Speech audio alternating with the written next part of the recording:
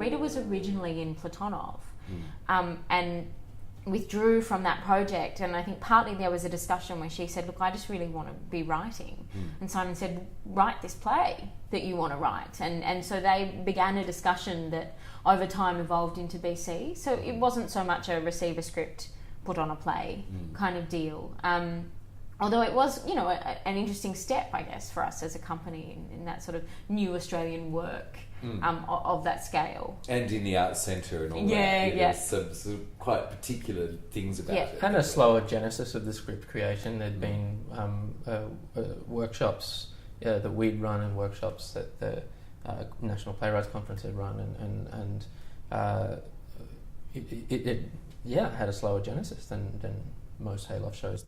I still really love that play.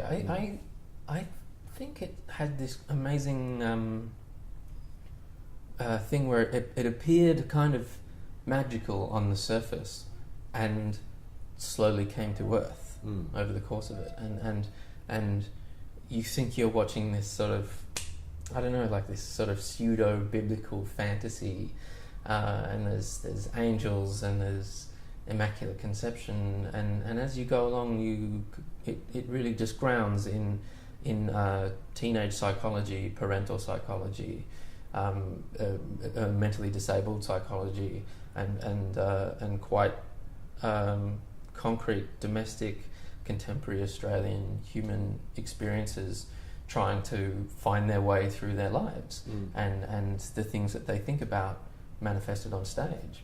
But it actually, the more, because I saw that show maybe 7 times, and every time I saw it, it just felt more and more real and less whimsical, which I think is, when you first look at Rita's writing, you think, oh, what an oddball, kooky thing, but it's actually, she just finds a surprising way into something quite concrete, I think. I'm not religious, but the striving for religion as a way to ease your pain, make sense of the world, find a system by which you can understand the chaos of existence, and put into that idea a young woman who has a relationship with her father, probably, that is sexual, and maybe she's pregnant, and that's crazy and huge, and how does a young brain make sense of that? And there you find the reaching for, which is the same as the reaching for religion, you know? Some tragedies happen in my life, or I'm scared of the world, I reach for a system to find a way through it. That's what I think is really amazing about Rita's writing, in that it's not religious, and it's not anti-religious, and it's not sacrilegious, I don't think. It's just humans trying to understand. But I also think she's done this thing where she kind of takes those stories as real. And that's actually a thing that I think Hayloft does generally across the board. We do it with our Greek myths, you know, we do it with our sort of Russian classics, is we try to figure out, these people are real, they're actually experiencing this thing, what is the fallout of that, or where does that lead us, and at times that leads us to something quite magical or a miracle, but for me, that's one of the reasons that work spoke to me so profoundly. But also because it looked like us, and I loved that about it. You can't entirely project onto an audience what they're thinking, but I think that it did have that sense of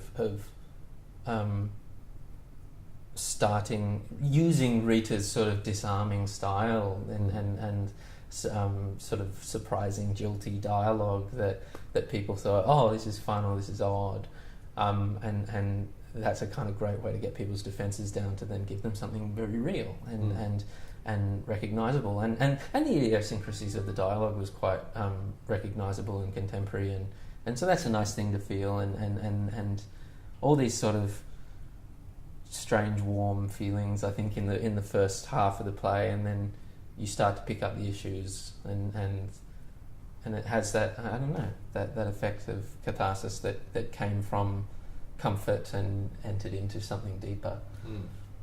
That's so funny as well. I think that's an extraordinary thing. Yeah. I mean, that's what I remember most. Yeah. In a way. I remember kind of laughing a lot and then getting quite teary. Yeah. That's kind of my strongest memory of it. There's beautiful scenes with a mother recovering from cancer, talking with her daughter about growing up, and those things and it was hilarious, and yeah.